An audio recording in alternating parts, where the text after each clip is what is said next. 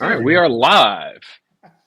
Thanks for setting that up. Hey, everybody, welcome to an exciting week of UGA football, baseball, basketball, everything you can think of. It's a big week for the University of Georgia Bulldogs. Across the gamut, spring sports are here. Pollen's in the air. March Madness is a real thing. The Georgia Bulldogs are in the NCAA Tournament. We have Anthony Dasher up in Wichita. I know Coach can tell us some good Wichita stories, where to eat. He's up there. He's been covering the team. But this past weekend, the Georgia Bulldogs football team put the pads on. They had a big practice Tuesday. We got to speak to Kirby Smart after practice. So a lot going on, and we're glad all of you are joining us this Wednesday evening before the big game tomorrow and another big practice for the University of Georgia Bulldogs. I know we'll talk basketball here in a second, but, Coach, I want to jump kind of right into football because it was great yesterday. We got Kirby Smart for about 15 minutes, and he was hot around the collar. And I don't mean that in a mean way. He was trying to set the expectations because Kirby's very honest. We asked him, "Where's your team now?" And he says they're a long way from good, and he's right. But after we spoke to Kirby, and we'll talk about that more here in a second, we got to speak to a bunch of his players, and it was a lot of the starters. And there was one guy that we have not gotten to see in a long time. It was Jordan Hall, and Jordan Hall's back, and he's healthy. And we asked Kirby Smart, Jordan Hall, your defensive line, you're rebuilding your defensive line. How healthy is Jordan Hall? He's looked much better, much more healthy. He had his pins taken out, so he's screws taken out, so he's practiced much better so far this spring than he did at the finish of last year, and we need him to be an integral part of leadership on this team. Coach, your thoughts on Jordan Hall? Well, the thing about Jordan, he has a physical presence, very likable guy. He's got a really good personality to go with his skill set as far as being a very strong, quick guy, and one of the most highly recruited guys we've ever signed in a D-line, and came in here with high expectations and did okay the first year. Then he got hurt, and anytime you get those pins put in your ankle, it's really a big changeover to get back to normal. So he was trying hard at the end of last year and came in and got some good minutes and got some good practice. But I'm glad to hear Kirby saying that he's more back to normal because he's a guy that can draw a lot of attention by that. I mean, if you're setting up your protection or you're working on your run schemes, you got to take it into consideration where he is and how you're going to keep him from disrupting things. He's not just the guy that takes up space and draws blocks. He's a guy that can get across the line and knock the guy back. So glad to hear that about Hall. Dayne, I thought it was hilarious. Kirby Smart said, he's 100%. He may not tell you he's 100%, but he is. And so we asked Jordan Hall, how are you feeling? He goes, I'm about 80%. And he said, and now to be fair, Coach, he said, Jordan Hall said Tuesday was their first day of running counter. So he got to meet a lot of guys who had a full head of steam coming to his side of the field. I bet he felt like 80%. Yeah, I mean, when you get out there and you're a D lineman and you're going against just zone block or man-to-man, then you're not worried about a whole lot. You're just trying to defend your space and protect your area. But then all of a sudden, nobody's blocking. You don't know where the other guy's coming from, and you got to read your keys. I mean, you got to know whether to wrong arm the guy and make him go outside of you or box a little bit and let him go and take him on inside so that it's a different animal for you. And the one thing we do, which I think really helps both sides of the ball, is Kirby gets our offense to maybe do some schemes that they might not do much just to show the defense because that's what they're going to see. We're preparing our team for the other teams as much as we are evaluating players.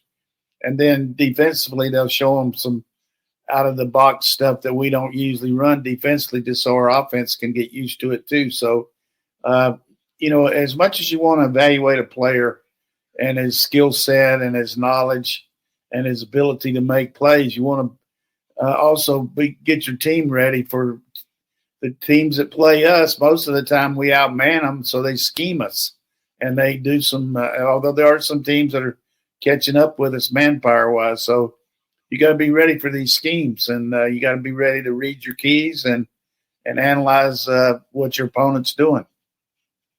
Dayne, I like that after we kind of checked on Jordan's health, we asked him, how did it feel when you got the same diagnosis? You have another fracture, but on the other side, you're just getting back from one fracture. Now you get a fracture in your other foot. And he's like, man, I broke down. I didn't do it in public, but when I called my dad, I kind of broke down. He says it was mentally the hardest thing, that I've been through. I'd never been hurt before. I'd never come out of a game. And he's had 3 surgeries in 7 months. I mean, it's just I'm excited for him to be back because it feels like a redemption. It does, and I'm glad that UGA put him in front of the microphone to share some of that part of the story of what he's gone through in the last year. And man, he is charismatic. He is funny. Jordan Hall, he's a guy that makes your team better because it's easy to be around him. I think Coach knows what I'm talking about in locker rooms, but there's something special about what he embodies there. He's just stepping in for Brinson. I mean, he just like and take over a room and very charismatic. I remember going to the first gala they had over there, and one of the things Kirby does is have a lot of the younger players greet the different donors and boosters that are coming in and show them where to go and take them to where they sign in and all those things. And Jordan was there right there at the door, and he didn't know me because he'd just gotten there. Not that they should know me, but anyhow, I'm Jordan Hall, blah blah blah. Hey, I'm glad to have you here. I mean, everybody that was coming in there, it was like his official greeter at Walmart, man. He was all over it. Can you imagine the room with him? And Christian Miller is one of the funniest guys you'll ever run across. He's one of our favorite recruits to cover because he'd hold court. And now we found out that Joseph Jonah Ajoynier is apparently a comedian too. And so according to Jordan Hall, he's cracking everybody up. And he's, JJ. It's good. I think you can't, football's serious and everything, but you got to be relaxed and you can't just be on edge all the time. Certainly you got to have the meetings that are, serious and go over things, but occasionally you need to break the ice a little bit and not be so tough. I know I like to hear some of these pro guys talking about when they were back in the day when they were, going through 2-a-days and all. And this one guy with the Patriots was always going up there and messing with the projector and, for the diagrams.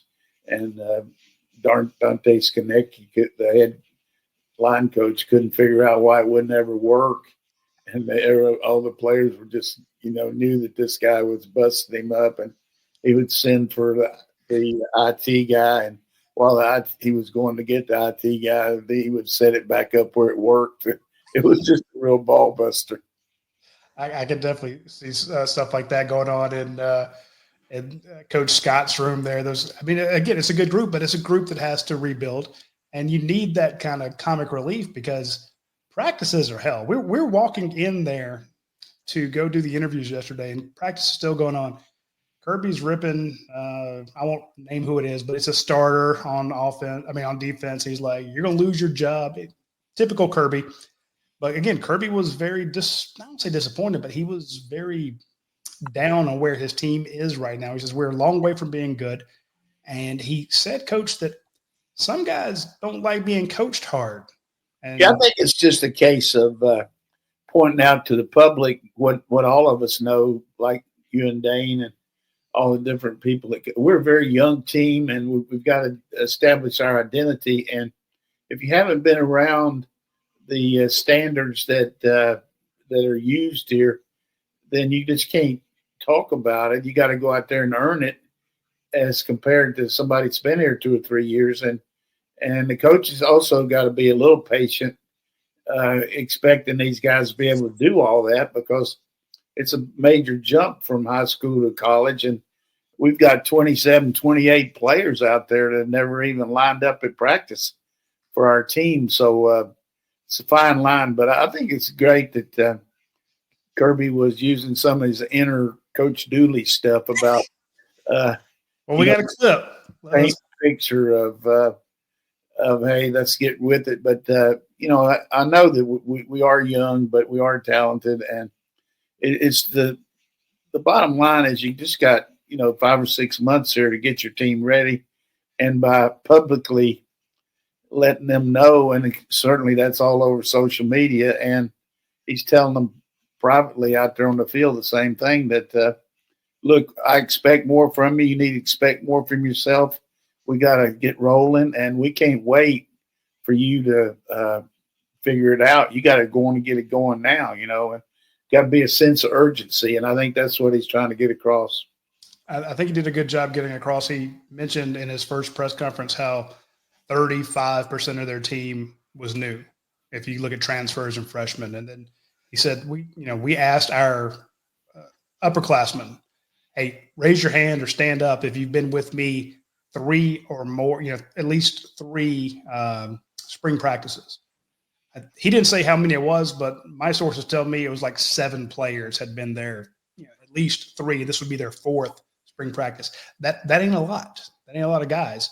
And plus, there's not many of them there that were on that national championship team too. So most of these guys are fighting for that first national championship too. So it's something that it's going to give them a lot to, shoot for, and we'll certainly, chronologically go through it all. But I always like a little bit. I mean, it's good to have experience and know you got all these guys, but there's also that little bit of intrigue of having a new team and molding it and seeing it come together and just being part of watching these guys grow.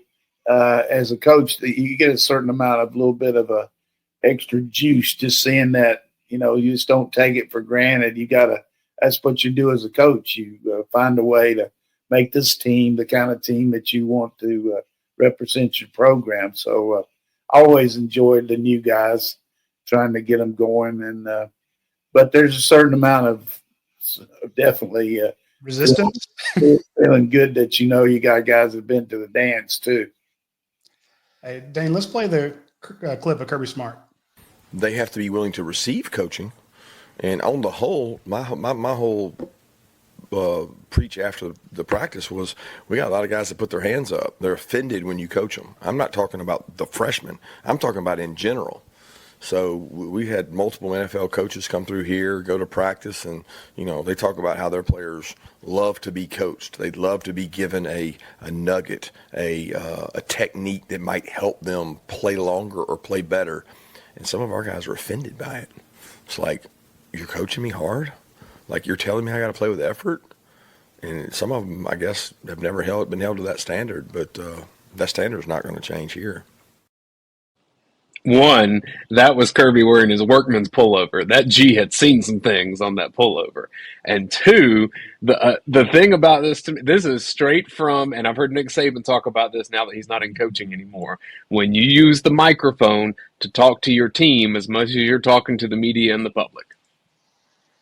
Yeah, I mean, it's everybody wants something out of this show and the website and all that because you love football and you want to get your team ready. And so with the good comes some of the, all the news isn't always that great, but I don't really feel this is gloom and doom. It's just, hey, you got to get it rolling. You know what I mean? And I've just been around some teams that to a certain extent last year, everybody's asking Delp and all these guys what went wrong last year because they didn't win every game.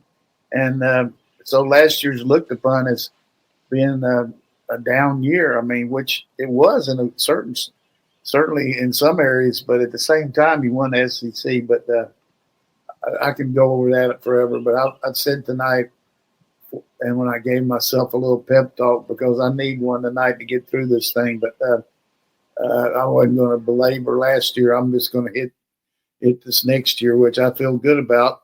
And but there's a lot of difference between potential and performance. And you got to be able to rise to the occasion, not only individually but collectively. And the good teams are ones that rely on each other and count on each other and depend on the defense, and depend on the special teams, and want to be coached. That's what you want. I've told this story before about I had Amos Lawrence, a really good player. He was a freshman the same time Lawrence Taylor was at North Carolina. And first game, I didn't get him in the game because I was wanting to put him in there and get him in there, where he could get some confidence, and that because we were playing against a really good Kentucky team that ended up being 10-1 that year. I think it's 1976 or 7. And, they had really good defense. And after the game, I went on, and I usually don't apologize to him. I just went over there and told him, I said, look, I should have put you in the game. I'm going to tell you that you're going to get going here. And he said, Coach, I believe in you. Whatever you think is best for me, that's what I'm going to do. That's why I came here. I came here to play for you and for Coach. And, that's what you want, belief in you. Of course, next week he goes in there against Northwestern and gets like 200 yards, and I look like a complete idiot. But that's what you want. Well, that's what Kirby's looking for, and that's why he says some of these guys don't want to be coached. He wants to, like you were just saying, you get excited about the new group of guys. And last night I felt the paradigm shift. Now, we were asking Oscar Delp, Monroe Freeling, some of these guys who played last year, who started, what happened last year? How could you have 4 offensive linemen going to the NFL and not have the greatest offensive line in the nation? And they mentioned some things, and it was very I won't say cathartic, but that's the first time we got to speak to them. So we asked them about that. But we also asked them about the future. And Monroe Freeling, Oscar Delp, a lot of these guys said, look, I didn't win 2 titles. I wasn't here. I want to win one for me. So I'm with you, Coach. I'm kind of purging all the negativity from last year, all the whining about coaching and plays and who did what and who didn't do what. 2025's here. You got new guys. You've got freshmen. You've got transfers. You've got a lot of things to be excited about. And, yeah, Kirby Smart is going to have – I think the last 2 seasons, we were looking at so many guys who were involved in that 2021 and 2022 championship years. We're expecting them to do it again in 2023. We're expecting them to do it again in 2024 because some of the guys were part of that. They're all gone. It's a new group. So you got a new batch, and Kirby's trying to bang them into something that resembled those 2021 and 2022 teams. And Daylen Everette, this is a guy who came back to win. And he talked about what it's like to be under the gun of Kirby Smart and how to take all that kind of yelling and all the hard coaching. Yeah, you just got to get them because, coming from high school, they don't really – well, in some circumstances, they never, really had the opportunity to get coached hard like you do here because, from high school to here, it's a big difference. Like, in high school, you're probably not getting cussed out on a microphone. So, just letting them know, you can't let that get to your head, just hearing the message and not the tone, stuff like that. One thing that I'd like to get across here, we don't have the recipe or the patent on coaching hard here. I mean, every place in the country coaches hard. So, I mean, don't act like, give us too much credit or too much blame here. That's what you got to do. I mean, look who you're going against. Look who you're – and people are going to have season tickets for Georgia football. You'll never have a season in your lifetime that you're going to have the teams that are going to be playing in Sanford Stadium. I mean, you look at who we got coming in here, and we got to have a team that's competitive with all those. I mean, Alabama, you got Texas, you got Ole Miss. I mean, this is going to be really an unbelievable year to watch Georgia football. So I'm excited about the fact that Coach Smart and his staff do a good job of coaching them hard, but they teach them too, and they build it. And getting back to what I said, I think part of the building process is you got to walk before you can run here, and you got to be able to do the little things to get where you all do the big things right. So, Kirby doesn't have he's not the only coach that gets after him. I can tell you that. Well, the cool thing about seeing Kirby's comments and then seeing Dalen Everett's response, and then also hearing Kirby say that Everett right now is doing way more than he even realizes in terms of like leading some of these younger guys. When Kirby's creating this environment, he's trying to find the leaders on this team who are going to be the older guys that help the younger guys navigate what they haven't been through before. Good point. And the thing about Everett with that sports hernia injury, he's able to do some limited stuff, but he can go out there and pull a guy aside and say, look, this is what you need to do. The coach is going to do that for sure. But, here's a guy that's your teammate that's trying to help you get better. And here's a guy that started, essentially 2 years. And it's certainly going to help us build some depth, the fact that he can't go out there full speed this spring. I like that you mentioned the leadership aspect of it because Kirby said, I'm looking for some of these guys to step up. And he said, older guys. Then he immediately said, and I don't mean like by age, I mean year two guys, i.e. he put Nate Frazier out there. It's the first time we got to speak to Nate besides the Sugar Bowl. Nate, true freshman last year, he put him out there. He's like, hey, here's running back one. And we're talking to Nate about what's it like to be a leader because he has to be a leader in that room. Now, I would love it personally if Trevor Etienne came back. I think Nate Frazier would as well. Let's play the Nate Frazier clip because this is kind of telling. Yeah, this is about his connection to Trevor Etienne and Etienne departing to go pro. When Trevor decided to clear out, I was hurt. That was my guy. But it just made me know I just had to step up to the plate. Really just. Yeah, that's really it. Just step up, work, and wasn't really affected by it at all. Just it wasn't really no change or anything. It was really just hurt that he left. That was it. That's my guy. That's it. Coach, I picked that clip, Coach, because whatever all the stuff that gets negative about NIL era and all of this, if these players were as selfish as some people claim that they are, then Nate Frazier would have celebrated that because he gets more reps, more time. He's the guy. But he had a connection with Etienne. And so when he left, he was like, my buddy's leaving, and I don't want that. And to me, there's something pure about that. So it hurt. Yeah, that's a tough deal for all of us hoping that Etienne would come back. But the reality is this guy was a number one all-purpose back in the country, and Georgia got him from the West Coast. Tremendous job by Dell McGee and Kirby and Mike Bobo getting him in here. And he's going to be a special player. I mean, he showed it time after time all year. And I just feel like that he's going to be the bell cow. I mean, he's going to be the guy you can give the rock to and he can catch it out of the backfield. And now that knows that he's the man and Etienne's gone, he'll even be better, I think, a little bit because he don't just go into a game saying, well, I'm going to split the carries and all that. Although we're going to have some other guys coming up. Hopefully the Robinson guys will be healthy. And of course, we got Cash and we got the other two freshmen from last year. And this kid, Bo Walker, is supposed to be doing pretty well. But we'll be good back. And I just tell you, Frazier reminds you so much of Cook and Swift. He's going to be big time. Yeah, he's another one of those guys that they're putting out there early saying, look, I know it's only year two for you, but you need to be a leader, a upperclassman, if you will, by default. Not quite a senior leader, but you need to be a leader on this team. You need to – and you saw how well he played last year. And he's the standard. Daylen Everett is the standard.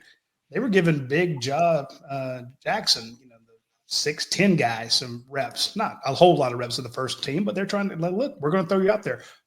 Jordan Hall mentioned that Michael Uni, who people hadn't heard about sometimes, was getting reps with the number one team. A lot of the younger guys are being thrown in the fire in spring practice, Coach, to find out. Yeah, they don't. Who's your winners?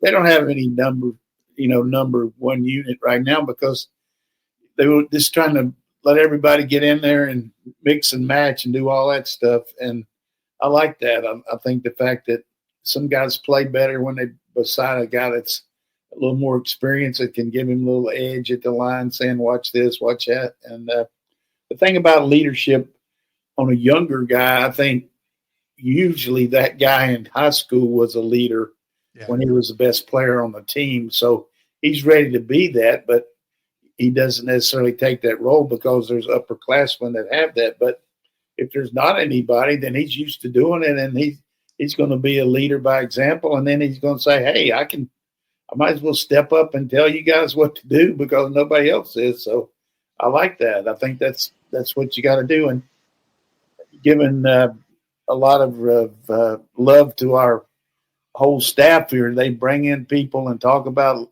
connectivity and leadership and all that, and they really work hard at getting to know each other and connect.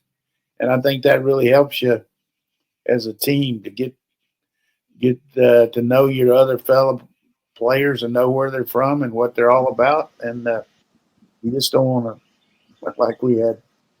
I remember my son-in-law played at Oklahoma, and Ricky Dixon was a defensive back and good defensive back. Unfortunately, he's passed away, but he's gotten the College Hall of Fame and tremendous player for the Cincinnati Bengals. And Ricky, he was okay as far as intelligence. It wasn't super smart, but he kept saying, calling Greg, hey, big guy, hey, big guy. And he said, do you know who I am? And he said, yeah, 73. You're 73. Ricky had the best line I've ever seen. One time guys were griping about the water break, and he played in mid-Dallas area. He said, you talk about a water break? When we were in high school, you know what our water break was? We were hoping that the coach would give us 5 minutes so we could go over to the liquor store and open up the faucet on the outside. That was how we got water. It's a different era completely. I mean, Coach, I'm glad you mentioned Nate Frazier being the number one all-purpose back in that class, though, because to me, what showed leadership as much as anything else in his comments to us was him saying, yeah, I learned and am still learning from the reps that a Branson Robinson took. I learned from the reps of watching Cash Jones work. I mean, that's a number one recruit in the country that could come in as arrogant as hell, and Georgia have to break that down. And he's looking over and saying, well, Cash Jones in practice has earned the coach's respect. What's he doing that I can do? Yeah, I mean, you watch it. It's like I used to tell our guys in camp, watch the other guys in the drills and see how they do things and try to emulate them. And that's if you're watching other quarterbacks and you're getting recruited, look at this guy and see what he does. But the other thing, we had a new offensive backfield coach last year, and he did a great job, and he's doing a good job recruiting. But, Dell had been around a long time and had been able to mix and match substitutions and injuries and all. And it's a learning process for the coach, too, to come in and an entirely new system and work with these guys. And, you inherited guys that you hadn't recruited, that you don't know their backgrounds and all that. I think there'll be a substantive move upward there just because of that familiarity that the coach has, too. I think that'll certainly help.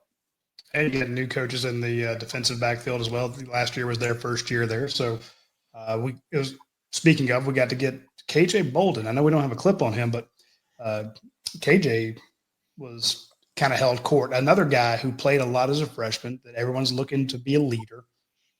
And I asked him a question that I thought you would appreciate, Coach. We asked him, hey, how do those transfer wide receivers look? How does Zachariah Branch, the former 5-star, the freshman All-American at USC, the crazy punt returner, the guy that put up 700 yards in returns, Noah Thomas, the Texas A&M's top wide receiver. He's like, Noah Thomas is huge. He looks like Colby Young, but I have to go up against, Zachariah Branch all the time, every day. And he called them both monsters. So, again, new position coaches in the secondary. Last year was their first year. They're kind of working in the Kirby Smart system. A bunch of new players, but your secondary is going to be Daylen Everett and KJ Bolden, who last year was a true freshman. Yeah. You got some reworking going, Coach. Yeah.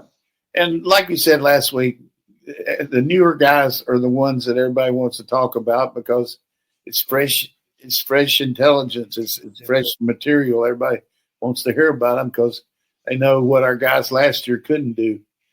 Don't forget Dylan Bell. I think he'll have a big year. Dylan Bell. Colby Young, hopefully he plays. London Humphreys was running, right up there with the best of his hit. it's year 2 for London Humphreys. So a lot of talented players over there in secondary. In the wide receiver group, got to see some of the tight ends doing their stuff. And some very interesting comments from Oscar Delp we're going to talk about after the break. I want to touch on his comments because I think it was very telling about the difference between last year and what we expect to come down this year. First, I want to mention our friends at Athens Ford. It's the very end of truck month. They still have some deals out there. The one that caught my eye was they have Ford F-150s out there for $34,000. There's a couple here when you add in the dock fee, it puts it at $35,000. But Ford F-150 XLs for $34,000. You just can't get that. Now, if you want the XLTs, all the other stuff, those are a little bit more expensive, but they have great deals on those as well. I think we're talking like $14,000 off. So big deals constantly. Yeah, $14,000 off the Ford F-150 XLT 302A. The 250 Lariat up to $8,000 off. If you want a Ford Ranger XLT, $7,000 off. And even the Broncos are down. The Bronco Big Ben's down to as low as $39,999. So some fantastic deals from our friends at Athens Ford. Also, I want to mention our franchise of the month contest sponsor. That'd be the folks at myperfectfranchise.com. Andy Ludecky and his crew over there are always anxious to hear from you. This is a guy who started out he started a gutter company. He started out a Porta-John company. He's done big garbage rental things where you dump all your garbage into it, then they haul it away. This guy has seen personally, he's got a bunch of different businesses of his own, but he has put people into hundreds and hundreds of different franchises because he's got 3,000 to choose from. So you go to him, you tell him where you are, what you want to do, what you're looking for, and he goes goals before he tries to sell you or put you or force you into any sort of franchise. Like, what are your goals? Here's how we're going to meet it. The franchise itself is almost secondary, tertiary. It's not even in the top 3 things that you're looking at. The goal is to get you to the point is to get you to your goal. And you can do that with Andy Ludecky at myperfectfranchise.net. All right, we're talking about guys that Georgia is going to rely upon, sending out KJ Bolden, sending out Nate Frazier, Monroe Freeling, and guys like that. Well, another guy that came out last night was Oscar Delp. And Oscar actually mentioned at one point, he just we asked him, hey, what happened last year? You were supposed to be the man after Brock Bowers left. And he's like, well, this didn't quite work out that way. Let's hear from I just got to last year there was times I feel like I had one foot out the door and I was just thinking about things I should have been thinking about, and it just kind of hurt me in ways that, I didn't think would happen. And then I kind of figured it out later on in the year how to really practice and how I should really be leading that room and everything. And I think with a full year of doing that, how I approached that, and with just, trusting in Coach Hartley and all the coaches and everything that we've kind of had a plan on and came together, I think it's going to be a good season. So. That also kind of sounds like, and there was a point there mid-season, we just didn't see as much from Delp. And then towards the end, he really came on, Coach. You pointed out in the watch-along show, when we're watching, he's like, he's really picking it up here towards the second half of the season. And I don't know what he was reading or what he was thinking about. He says, I was thinking about things I shouldn't have been, but he seemed to drop it. And all of a sudden he kind of flushed it, forgot it. And now we've got a new Oscar Delp. Yeah. You never know. Somebody might be hitting him up, agent wanting, you need to come out, you need to do all that. But at the same time, you got to do the production too. And the guy's really good with the ball under his arm. I mean, he can make plays in the open field and critical first downs, getting that extra yardage and make people miss, and very reliable receiver, and is a really good blocker. And I think the tandem of he and Lucky athletically, hard to beat that. And then you add these younger guys that we got 4 younger guys that really give us a lot of depth there, but over the years we talk about that, and then all of a sudden Spurlock gets hurt. So, things happen, and you can't have too many tight ends. And if you're having trouble running the ball, I always had the one offensive personnel group that, we called them posse and, 12 and all that. But I had one they just called GATA, which means GATA, which means get after their ankles. But if we ever got to that point where we were having trouble running the ball, we got that GATA group and put them in there. And those were guys that we knew that were going to the best we had, and we were going to do the best, run the ball behind our best guys and see what happened and not try to get too exotic. But it was always a good little percolator for me at every place I ever coached to get that GATA group in there and see how they could get it rolling. And I think both of those guys would be two that I would count on to do what you need. Well, that was a good point. We got 7 players last night. 2 of them were tight ends. We heard from Oscar Delp. We also heard from Lawson Lucky. They look huge. They look great. They raved about Jaden Riddell. They said Colton Heinrich's still on the mend, but they think the world of Jaden Riddell. And then when you ask them about Ethan Barber, and Elias Williams, I mean, granted, they're their position mates. They're going to talk up their guys. But when their eyes light up and they're like, you've seen Elias Williams, and I've heard Ethan Barber's having very good practices, even though he is, true freshman. How does Todd Hartley do it, Coach? That is a ridiculous room. This coming off of Darnell Washington and Brock Bowers. He's an outstanding coach, and he's got the resume of players that have played for him, not only here but at Miami and Marshall. Yeah. And the players sell him because they know they'll get him ready. That he will get them ready for the next level. But I don't think anybody in the country has a room of athletic guys like that. There might be some that have maybe some better ones, who knows. But the big point is that we got guys that can run, that can catch the ball, that are versatile, that allow you to play, if you need to, less receivers and more power guys in there that can still split out. So it's a good situation.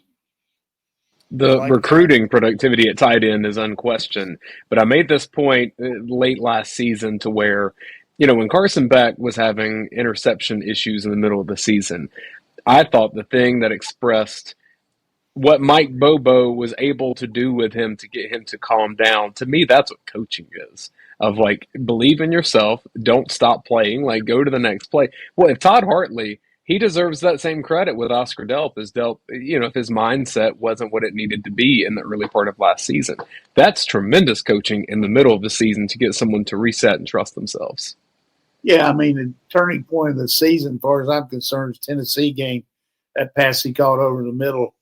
I mean, that's a difference maker. Puts the game, lets you know that, we're right in there, and then our defense stepped up. But, there's a lot of plays you can look back on. But I think the main thing for me is, as a coach, very comforting to be able to have some guys that can catch the ball in traffic and give your quarterback a chance to hit play action. And just like those little things Mike called in the overtime where he put Delp in motion and then threw it in the flat and he made a first down, jumped over the guy. And then he came back the other way right before we ran the quarterback draw. I mean, those are confidence builders for the quarterback, but also for your team, knowing that you can keep the chains moving. Yeah, I think when we see the 12 and 13 personnel this year, and this is nothing against Ben Urasic, I thought he's a good kid, but I'm excited to see Jaden Riddell, Lawson, Oscar Delp out there in 2s and 3s. There'll be some beef out there at tight end.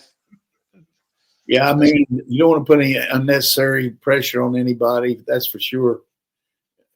But realistically, if a guy's running 22, 23 miles per hour at 245, then you got to think he's got a chance to make your mouth water. There you go. You mentioned bringing in those the GATA guys when you had trouble running it.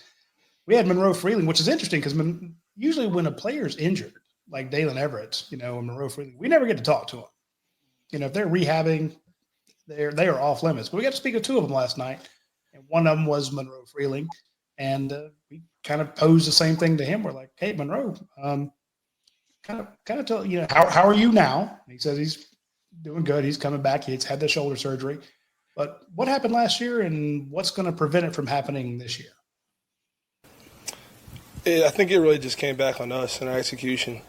I think that sometimes we were, more worried about like not failing than succeeding, and and I think we thought we were more just senior heavy, so I think we thought we were there, but I really think that we should have focused more on our fundamentals. Coach, he says that we thought we were there, but they weren't. And he went on later to say, I didn't win a title. I'm here to win one. And between me and Ernest Green, we're taking accountability for this, and we're not going to have those problems going forward. So, yeah, I mean, you hope that that's true, but you never know. I just like the idea of expecting. I've talked about it before about, when I was coaching Oklahoma, you winning every game, you worry about losing one. You got to expect to win for sure, but you can't get too caught up in worrying about making a mistake. But I thought Freeling played really well, except the one game against Ole Miss, a couple plays. But he's a stalwart guy, and I think Green being healthy, last year at this time, we were worried about whether Green was going to go pro because he had such a good year, and he's a really dominant run blocker. We just got to get him going again now that he's healthy. That'll help us. But we got him and Micah Morris and Drew Bobo. So those are four guys that have really been in battle-tested situations, which a lot of teams like to have that kind of experience, even though we're young. And we've got guys coming up like Calhoun and those guys. But the one guy that just keeps the first person that comes up, anybody you talk to, or even any support personnel, anybody you talk about, is Juan Gaston. I mean, just everybody said this guy's making a lot of headway out there, and certainly he's big and he gets your attention. But for that many people to be saying that this guy, if I go back to one guy that I said on this show, like when I first started this, when I talked about the guy with the big thighs from down there at Fromm School that's still playing for the Cincinnati Bengals, and he Trey Hill. We were talking about people that got my attention and everything. I said, watch out for Trey Hill. Well, you saw what he's able to do. He could play every position. He was a dominant guy, and I think I'm not saying that this guy's going to be Trey Hill or Thomas or any of those guys, but at this point, people respect ability. I mean, that's just the way it is. Yeah. If you got it, people are going to recognize it. Like Bolden last year, people in spring practice were raving about this guy. We need offensive linemen, and he does have a little bit of heaviness to him. But when you weigh 350, you're going to have a little bit of body fat. But he got power and good feet, and for that many people to say that he's a player, that's pretty good. It was kind of. They must be talking about him at Chick-fil-A when you go to breakfast with this kind of. You must be hearing about him everywhere. Those people don't know that part, but they did know that there were 83 people visiting for the weekend. That somebody said that 83 prospects over here come in and watch practice, and I said, "Are you sure?" And he said, "Yeah." He said, "This guy." He said he took some food over there, and that's what they told him. Love it. Well, if I remember last summer, because he wasn't here in spring, but when Nate Frazier got here, we started. And again, they're not practicing at all. It's all the 8 hours of whatever availability they can have with the coaches, but it's all player led. Middle of summer, we're hearing about Nate Frazier. We're hearing about KJ Bolden. You're hearing about Dylan Bell as a freshman. The ability stands out. And so you're hearing about some of these guys. Another guy we're hearing about is Elijah Griffin. Is apparently, this is a top 5 player. And asked a couple guys about him. They're like, he's the real deal. This guy, mark him down. This guy, we talked about him last week. So Elijah Griffin, Well, there's another what guy. excites me about I think we're making the same transition because it excites me on that defensive line with the potential of these guys. Yeah, so you you lost a ton of talent. You're losing first-round draft picks on defense, a bunch of them. You're losing 2 fantastic defensive linemen. You're losing a Butkus Award winner. You're losing the first round of Michael Williams. In years past, as coach says, I'd be curled up in the fetal position thinking, what the hell are they going to do in that defensive line? But Jordan Hall getting healthy, Christian Miller coming back, Xavier McLeod started really coming on. You've got some bodies over there.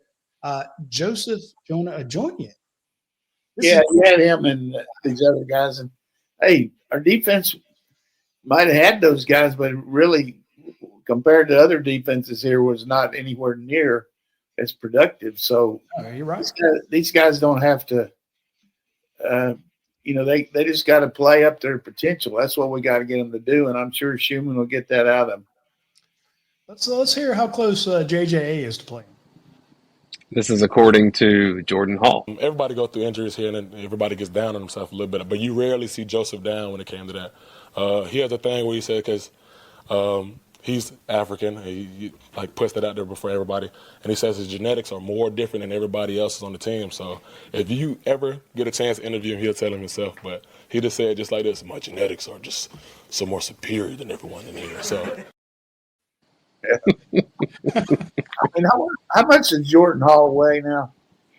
We didn't ask him. He looks like it, and that looks like I can't see that great. Looks like he weighs about 215, but he's almost 245, coach. He's cut, man. That guy's cut. There's no bad weight on him. But again, we saw Chris Cole, how much he popped out last year. Justin Williams getting a lot of his snaps. JJA gets hurt early on, and this is a 5-star. This is one of the best players at his position. And, we didn't get to see him. So I'm really excited about all those year 2. We mentioned Michael Uni, Daniel Calhoun, guys like that. Guys at Mason Shore. There's a lot of guys on the offensive line that are going to come in. There's talent on the defensive line. And, Kirby has mentioned it multiple times. Yeah, we're replacing our entire offensive line practically, losing 4 starters. But he says, we run 3 deep on the offensive line. A lot of my fellow coaches can't run 3 deep on the offensive line. He's at least 2 deep on the defensive line. There's a lot of bodies over there. I know you won the SEC. You didn't win the national title last year. You're losing a lot of guys to the NFL, but all the work Kirby Smart's done, Coach, in recruiting and in the transfer portal, still give me Georgia's 1 to 85 or 1 to 100 over anybody else's right now. I like that. And you start talking about the tight end room, but certainly the lines are really big, being crucial. But the second element there with the linebackers, I mean, with the experience that we have with the first 2, and then you had Williams, TJ Allen, Raylan Wilson. Yeah, you had Williams in there along with Chris Cole. Athletically, I don't know that we've had anybody that he will test.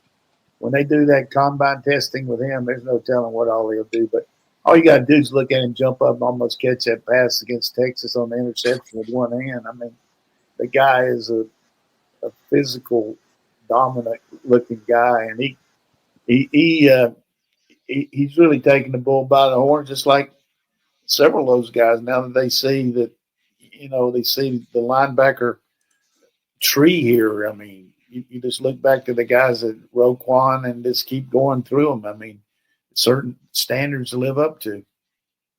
We should acknowledge the most recent defector from Georgia to the NFL. And yes, it's the Philadelphia Eagles once again, but it's Montgomery Van Gorder, who's helped with quarterbacks at Georgia. Yeah, I'm happy for him. I hate it for Georgia. Certainly came in here everybody just knew him as Brian Van Gorder's son, but he had a career where he played some at Notre Dame, but he came in here and he worked hard, and Kirby kind of took him under his wing, and he was really big at helping us plan practice and put the coaches in the right position and organize all that. And then he got more involved with the quarterbacks under Bobo and was a link through the headset through Bobo to talk to the kids on the sideline. And I don't know exactly what the tie-in. I know that the head coach at the Bowling Green team, under which his dad was a defensive coordinator, took a job with the Eagles. So maybe there was a little tie-in there. I don't know if that was it. But, he's going to go up there and be on the offensive staff. I mean, if you're going to go to the NFL, you might as well go up there and help coach get, Hurts. That's a pretty good way to do it. But, from our standpoint, we do have some really talented guys on our staff that have been here that were on other staffs, and Kirby brought them in here because they were under contract for a couple of years. Brandon Streeter was at Clemson and offensive coordinator, and they made a change. So he's been here for 2 years, but I'm hoping he's going to be able to stay another year. And then with Van Gorder coming, he can, Gummy leaving, I think more than likely that he would probably move in there and help coach the quarterbacks and help with some of the stuff that, practice organization, because he's a very talented guy. I mean, be able to pick somebody up like that and keep him here has been crucial. So I hope that he'll stay and maybe move more into that role. Dude, this guy's landed Trevor Lawrence and guys like that. I mean, Brandon Streeter was the biggest thorn in your side. We're going head-to-head with Clemson in quarterback battles. He's been involved in a lot of national championship games. He sure did. So if you're a quarterback assistant coach and analyst is Streeter, then that's a hell of a group that you got there. There's a couple questions on the dog fan. Let's get to those before we talk a little basketball. Yeah, and it was funny last year because Streeter, from my understanding, still had his house in Clemson, and Matt Luke still had his house in the Athens area. So I wonder if they could just rent it out to each other for the season. Yeah, it's pretty easy drive, that's for sure. From what I understand, Luke has bought a house on that lake down there, and he stays out there. But everybody's excited about the Clemson Tigers. They got the quarterback coming back and all that, and new defensive coach, but we'll see how they do. This question from Bulldog Ben, Coach. If you have a freshman and a senior who are tied in a position battle, who starts? Well, you let the senior have the first opportunity, and because he deserves that. But if the freshman's better, he's going to play. That's just the way it is. But always give the seniors first opportunity, but talent will supersede the experience. From Realistic UGA Fan, 1991, version 2. Coach, aside from QB1, which position or position groups are you concerned most with heading into 2025, just as far as it not being a team strength at this point? Well, I mean, as a coach, you never think you got it made, or you never think you don't have it. But, you got to hope that we can get those backs back, give us some more depth. And you hope that some of these young old linemen will develop. And the safety position, from a standpoint of we lost two really good guys going to get drafted. So the experience there. So I would say safety, O-line, and would be the ones that I would really want to see make a big move. I'm scared about Georgia's edge, the outside linebacker. Well, I mean, you know more than I do. I just don't know who it is. Well, I think we got some like 33. That Johnson guy. I mean, Charles Grant Jr. Man, this guy looks just like him. I just feel like he'll be a player. And then they moved the one guy that was playing linebacker over there too. I feel good about that position. Okay, yeah, I'm just like I said, I just don't know who it's going to be. It's like Chris Jones, Chris Cole. We can move Chris Cole out there. I like it. I guess a big shout out to Mike White and the Georgia Bulldogs. First time in the tournament in 10 years. A long time since they've won a game in the NCAA tournament. A very long time.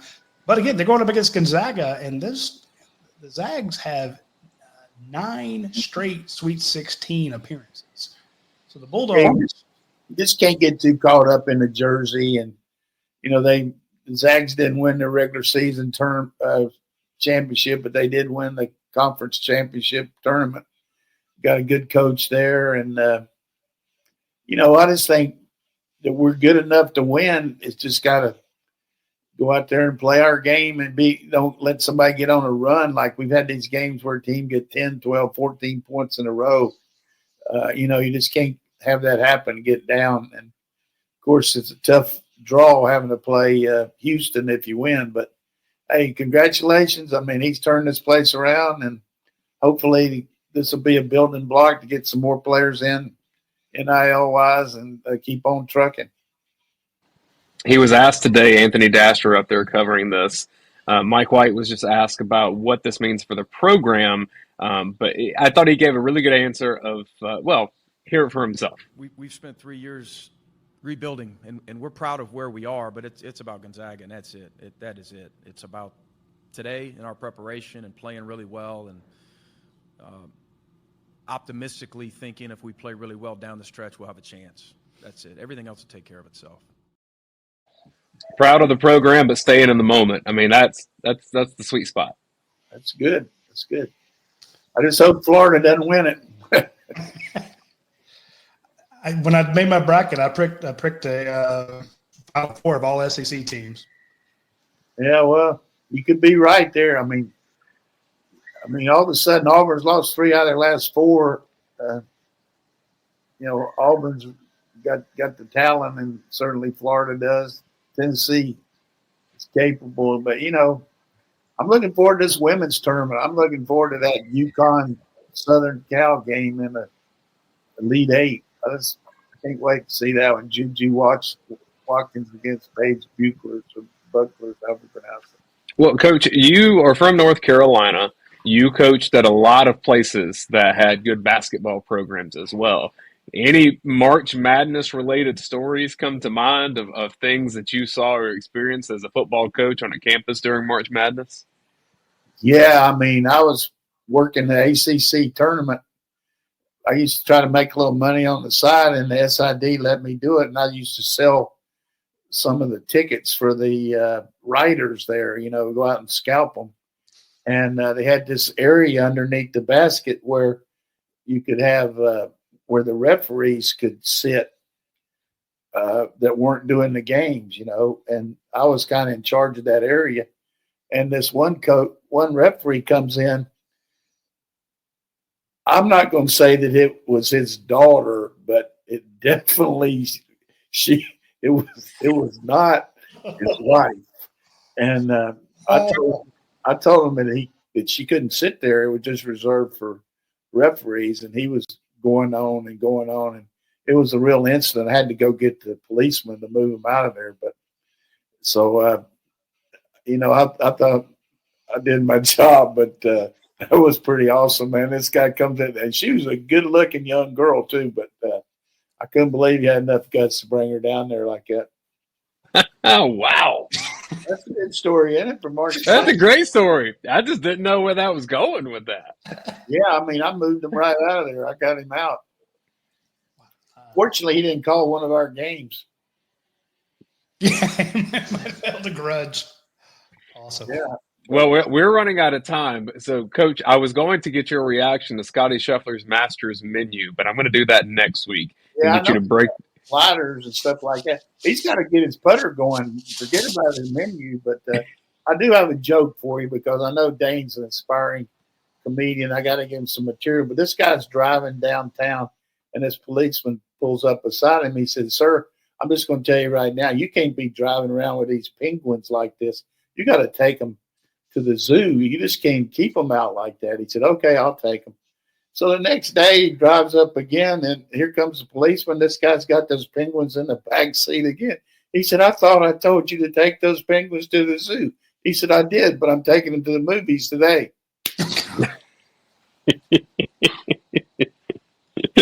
Why do we let him do this? I've got one for you, Coach. I went to a show on Monday night with my brother. It was on campus. It was Who's Live Anyway, based on the Whose Line Is It Anyway show, the improv show. And so they're getting crowd interjections for a skit they're doing. And so Greg Proops is asking a young lady in the audience for a literary genre. She comes up with romance. And then he asks, he's on a college campus, he asks, "Are you a literary major?" And she says, "I'm 14 years old." And Chip Eston comes up from behind and says, "A literary minor." Oh, good one. Good one. I like the penguin joke better. Hear about the blonde that was walking along and the lady said, "Do you see that dog with one eye?" And she went like this, "I don't see it." For the audio folks, Coach just covered one of his eyes. Hey, I'm delirious, but I appreciate everybody putting up with. I'm encouraged about the dogs, though. I'm encouraged about all. I really am. I think. Hey, well, we're excited. 4:45 tomorrow. I wonder if Kirby Smart's going to let the football team watch the game. That's right in the middle of practice. I don't think he'll do that, but I can tell you some classes on campus. Either they're going to be facilitating around the students wanting to watch basketball. You talk about back in the old days when my girls were in junior high. They used to let the kids watch the basketball tournament in the classroom, and when NC State or North Carolina or wherever they were going to school were playing, they would let them out of class to watch the games. I thought that's pretty cool. I should have asked Kirby last night, "Hey, you gonna let your team watch it?" He would have shot me daggers. Well, they go have it on a big board in the indoor building. Yeah, I'm sure they will because Kirby will follow it. It's at 4:45, right? 4:45, and that's what it's scheduled for. A lot of times, games beforehand may push it around. Houston plays before us, but if anybody's going out there and they decide to fly into Kansas City and then drive to Wichita, I'm going to tell you how to get there. You just go to the first tree and you take a right, and you're in Wichita. It's true. He's right. I've been. He is correct. That is not hyperbole. That is not exaggeration. Coach nailed it. Good luck to the baseball team this weekend as well. They face Florida, who's really, really good. And, hey, you always want to beat the Gators. So with that, we will see everybody next weekend. We appreciate everybody kind of jumping around on times with us because we're trying to accommodate Kirby Smart's press conferences and such. Yeah, we may be doing that again next week. We absolutely may. So we appreciate everybody. Stay on the lookout for when our next show will be, but we'll definitely be talking next week. And next week, maybe we get some scrimmage notes. So they won't scrimmage this week. They don't scrimmage when the people the coaches tournament. Yeah, they got the coaches coming in. I forgot all about that. So anyway, we'll talk football next week as well. Everybody, y'all take care.